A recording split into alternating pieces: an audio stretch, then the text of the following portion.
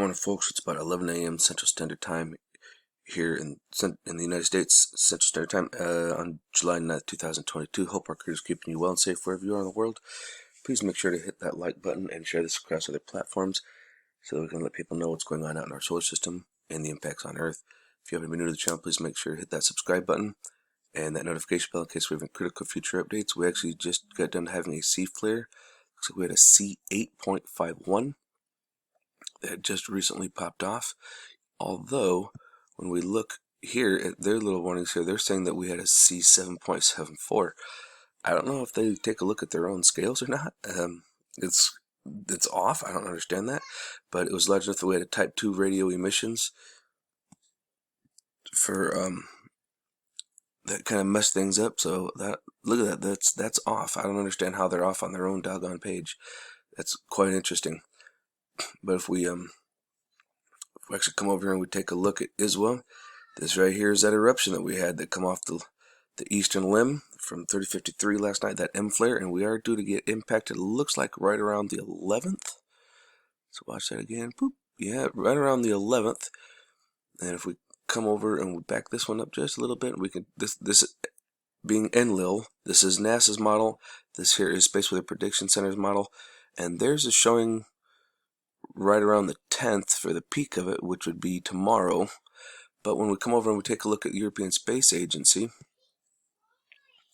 they're showing theirs on the 10th, like right at midnight for the peak of it. It looks like about 40 centimeters cubed, so we can clearly see the pop here, and we can see here. So within the next day or two, within the next, I'd say day or two, we'll be getting that impact. It's very interesting to see that all three models are off on their timing, but geez, it is what it is, though, right? I mean, you can only do with what we got. And so yeah, within the next day or two, we're going to be getting a little bit of attention from that thing. So if we take this little bad boy and we back it up, come down a little bit, check out our tracker. Now this is at Solarham. I'm not sure if it's going to be caught up to what's currently going on. We actually just recently had a flare with that C flare. There's that one that's coming at us, and yeah, it doesn't quite catch up. So let's go out here and take a look at what's happening. Let's come on down here to this latest SUVI. This is the GOES Solar Ultraviolet Imager. And let's come on down here to the bottom, and we're going to take a look at our 304, and we're going to see what's happening here. It's pretty bright, pretty obvious. Oh, come on.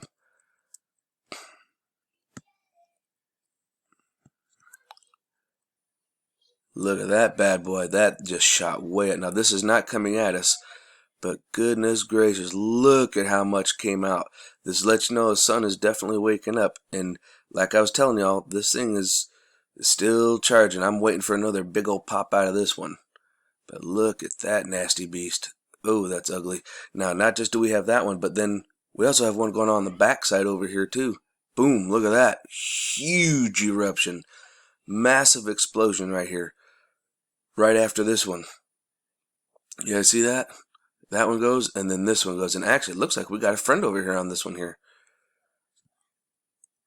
You guys see that? Hang on. Let's see if I can find him. When we get a little more zoomed in, we can see him right here.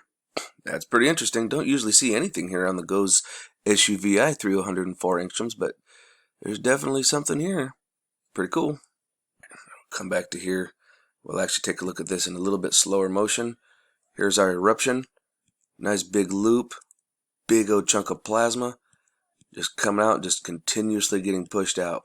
And then getting stretched because the magnetism from the solar flare, it's actually pulling it back in because of all the energy. Some of it gets pulled in, but most of it is gone.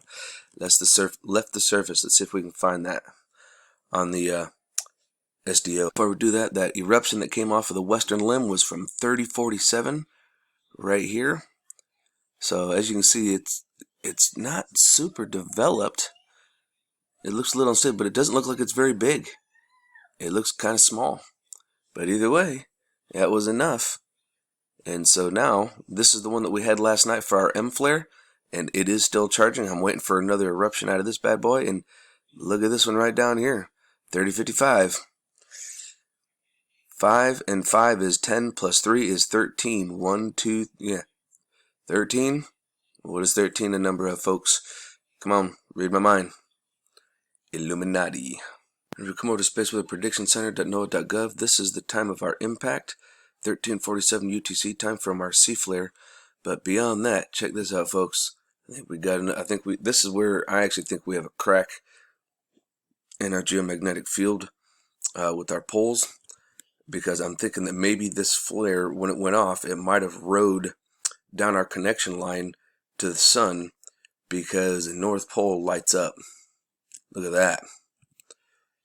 Yeah, South Pole gets a little lit, so whenever this thing popped off, the protons actually rode right down, or plasma, protons, electrons, whatever, they rode down our geomagnetic connection line to the sun, because it was being on the right side, and that's kind of where, like, our solar winds come when it's on the western side of the limb.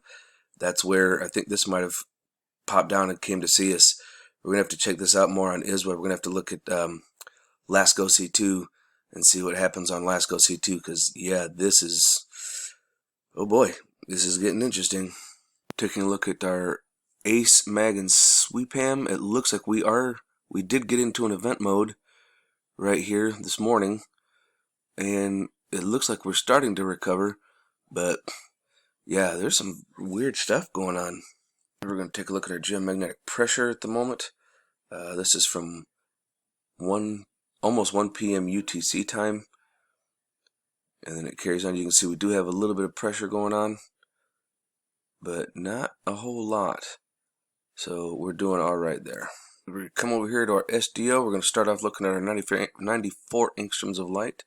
We're going to see our eruption right here, coming off that western prominence. There it is. Look, you can see the plasma in the 94, which is really quite nice. And there's our flare. I'm not really seeing any other reactions coming off. I'm not seeing any little green blips from any other friends flying around, but I'm sure if I slowed it down enough, I might see one.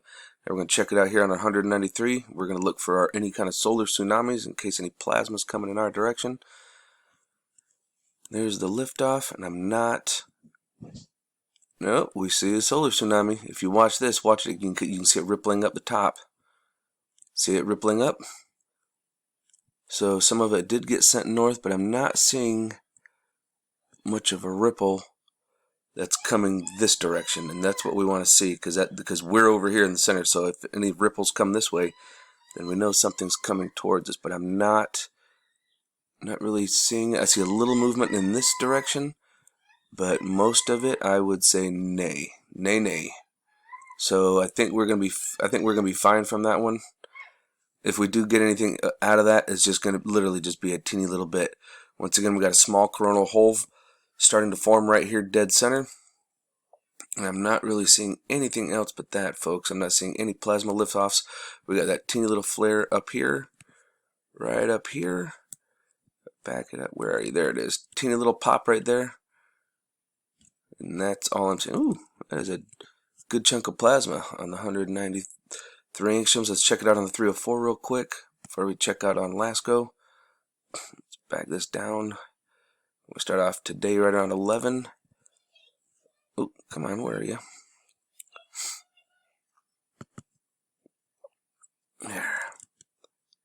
There we go. There's this one little pop right up here, little B flare. We got this large prominent filament prominence right here. These other ribbons that we got to keep our eyes out for. And there's our eruption right there. Nice, very large. Yippee-ki-yay. Let's see if this one will actually show the one off the backside. I don't think this one will. This one isn't quite bright enough on the 304. Yeah, we just see what's on the sun disk side. Now, we're going to come on down here. We're going to check out Lascaux C2 and stereo ahead. This is right at time of eruption. And we can clear, and it actually stops right here shortly after. Look at this. We got a little guy scooting out. Zoom, look at his little boom, boom, boom, boom. And there's our eruption going off the eastern limb. I'm wondering if this will be updated on seeds for us to see it on seeds. I'll have to check it out here in just a moment, folks. And then on stereo ahead, this one gets really interesting. Now this is Venus, okay? It's a planet Venus. It's coming around. I'll show you guys on planets today here in just a little bit. Looks like there's something in the middle right here, and the plasma is shooting around it. Like there's some round object right here. Look at this. You guys still see it? The plasma is pushing around something round right here. Some kind of a denser object than that plasma. So what could that be? I don't know. Here are the planets today.com, and here is Venus. So when we're looking at from stereo ahead, we can see Venus coming into view of Sol. We typically don't see Mercury, but it is Venus. Mercury is at such a close distance that it's difficult to see it on Lascaux or on stereo ahead. But either way, there's Venus because stereo ahead is out here looking, and so Venus is coming into view. All right, now that they've got more data on seeds from yesterday, we can actually see that there is plasma going this way and this way. So this plasma is definitely inbound. I figured it out yesterday anyways without this data. And as you can see here, you can see all the plasma all around here and this way. So yeah, majority of it going off to the eastern limb, but either way, we're still going to get that impact from it from here. That's why we like looking at the reverse ink filter. Oh look, looks like we got a little friend here right on screen. How you doing, bud? And that is the last image. It looks like something was coming off here. And of course, when we go to the next day, it's not going to show us. I've already checked. And seeds, we're looking at seeds. This is stereo head chronograph 2 for today's data. Neither one is showing on stereo head nor on Lascaux C2, so it is what it is. So eyes open, no fear, and remember that love is the only way forward. Solar Wolf out.